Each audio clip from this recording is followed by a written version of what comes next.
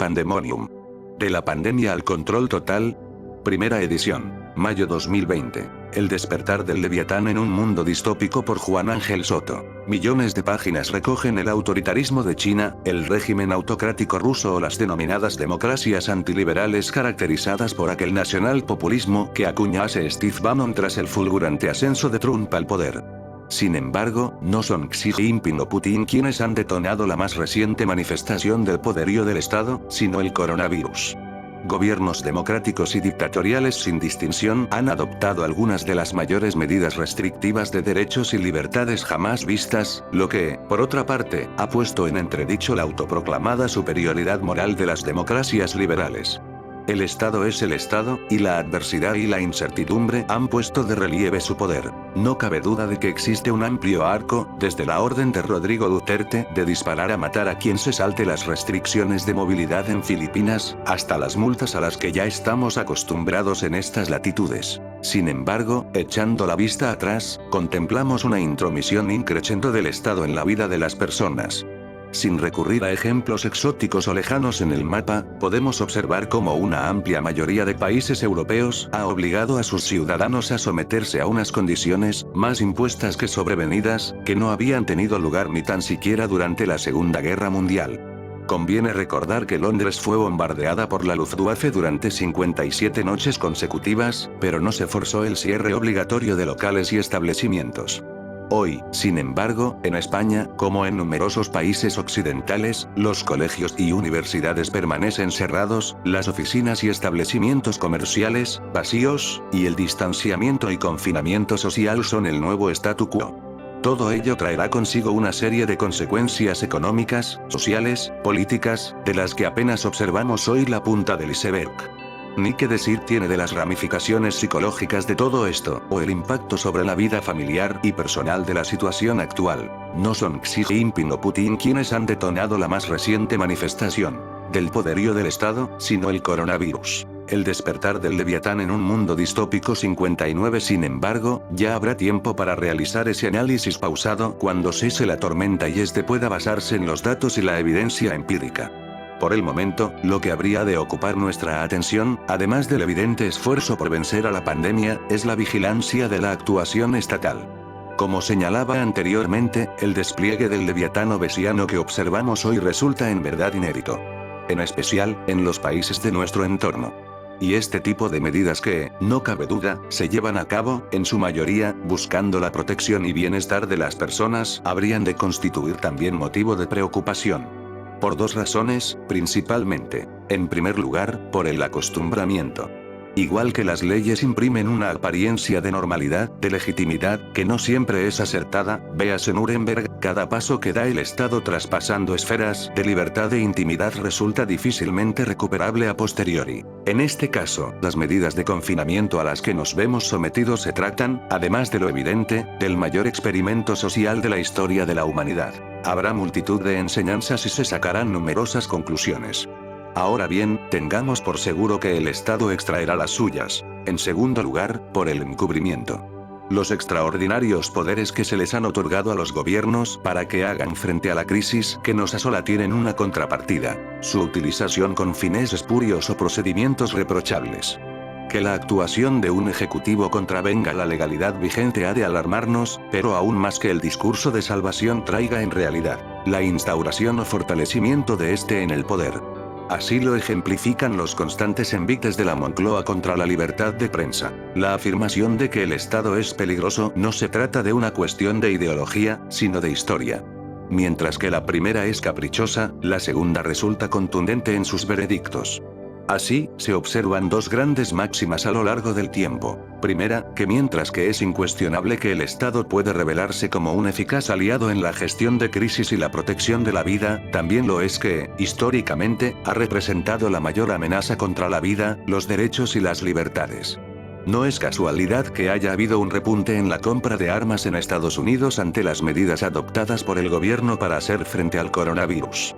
Recordemos que la segunda enmienda a la Constitución estadounidense existe, ante todo, para la protección del individuo frente al Estado. Y segunda máxima. Siempre que el Estado ha entrado a decidir quién vive y quién muere, sea a través de infames procesos, de ingeniería social o del triaje médico, las consecuencias han sido terribles. El Estado puede revelarse como un eficaz aliado en la gestión de crisis y la protección de la vida, también lo es que, históricamente, ha representado la mayor amenaza contra la vida, los derechos y las libertades. Nos enfrentamos, en verdad, a tiempos difíciles, pero la formidable maquinaria estatal que ahora se pone en marcha a la vista de todos tampoco augura un futuro apacible.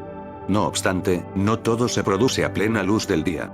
En efecto, el confinamiento, la prohibición o no de trabajar al arbitrio de las autoridades, controles policiales, geolocalización de teléfonos móviles, transformación de medios de comunicación en plataformas propagandísticas, purga de información y usuarios de redes sociales, que las acercan cada vez más a meros editoriales en lugar de a un conjunto de opiniones personales.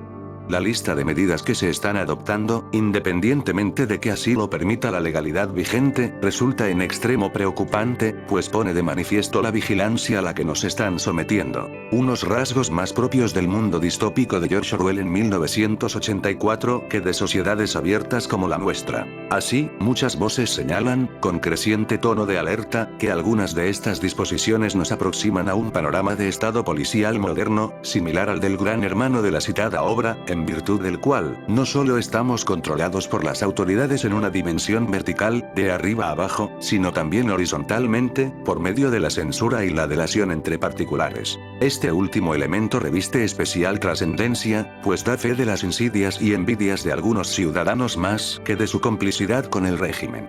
Actitudes que, sin embargo, le vienen muy a mano a este último, ya que, como señala Hannah Arendt en Los orígenes del totalitarismo, el papel de la población, con su colaboración, o simplemente con su silencio, resulta crucial para acabar con la disidencia en las dictaduras. No solo estamos controlados por las autoridades en una dimensión vertical, de arriba a abajo, sino también horizontalmente, por medio de la censura y la delación entre particulares. Así lo puso de manifiesto la encuesta del Centro de Investigaciones Sociológicas, CIS, que formulaba la siguiente pregunta a los españoles. ¿Cree usted que en estos momentos habría que prohibir la difusión de bulos e informaciones engañosas y poco fundamentadas por las redes y los medios de comunicación social, remitiendo toda la información sobre la pandemia a fuentes oficiales, o cree que hay que mantener la libertad total para la difusión de noticias e informaciones? Esta interrogación del CIS se enmarca en un debate en torno a la constitucionalidad de la suspensión de derechos y libertades impuesta por el estado de alarma.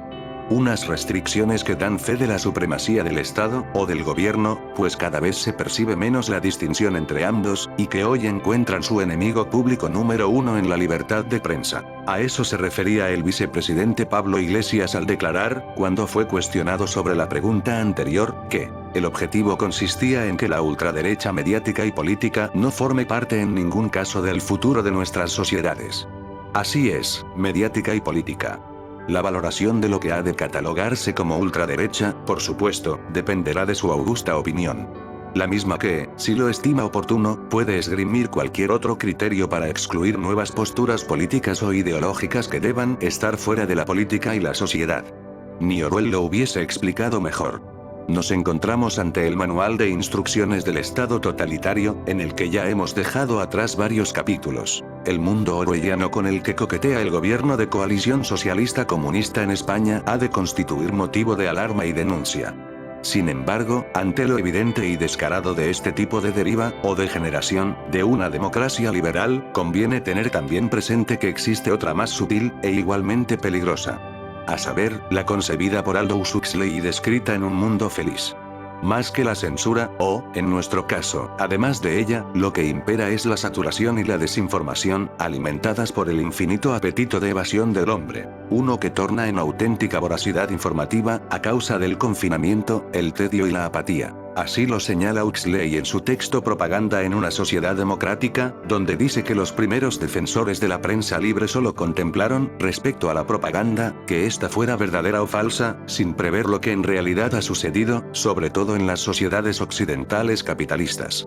Según sus palabras, el desarrollo de una vasta industria de comunicación masiva que no lidia ni con lo falso ni con lo verdadero, sino con lo irreal, lo que es casi siempre totalmente irrelevante, un fallo que achaca a que no se tuvo en cuenta el apetito casi infinito del hombre por las distracciones.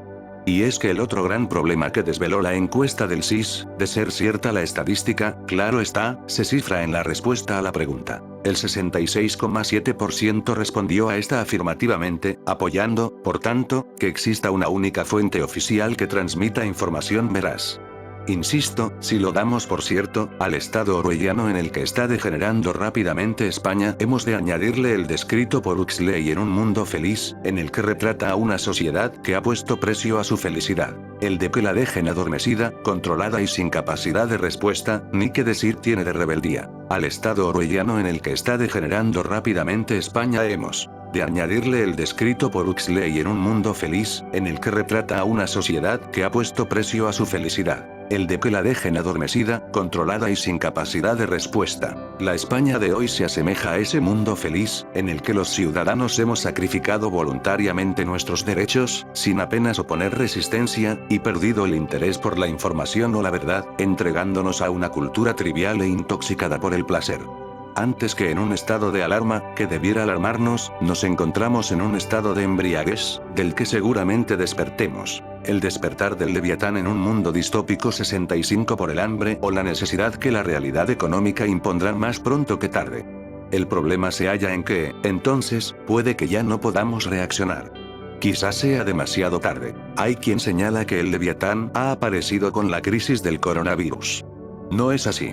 Ya estaba ahí, pero aletargado. Hoy, en cambio, su poder y nuestro beneplácito representan una amenaza capital contra nuestros derechos y libertades. El Estado ha despertado.